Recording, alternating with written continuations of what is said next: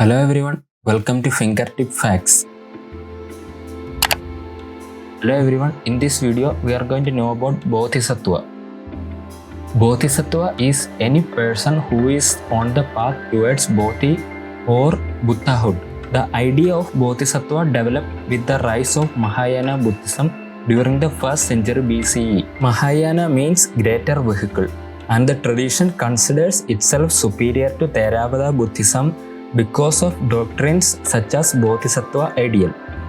Bodhisattva means awakening being and refers to Buddhists who have dedicated themselves to helping all beings achieve enlightenment. The Theravada school asserts that the goal of Buddhism is to become an Arhat, an enlightened being who has attained nirvana and can exit samsara.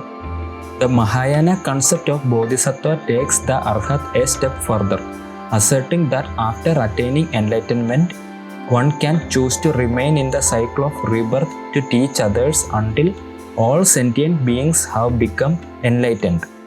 This is motivated by bodhicitta, a universal sense of compassion for all beings that is awakened when one realizes enlightenment.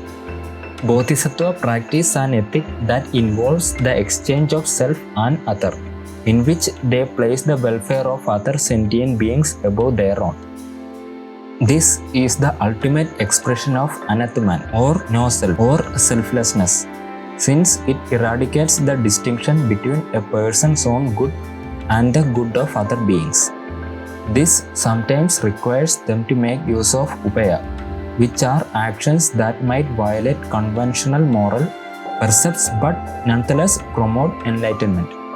The Bodhisattva ideal pervades all Mahayana traditions. Serious practitioners take Bodhisattva vow, swearing to become Buddhas so that they can bring all sentient beings to enlightenment.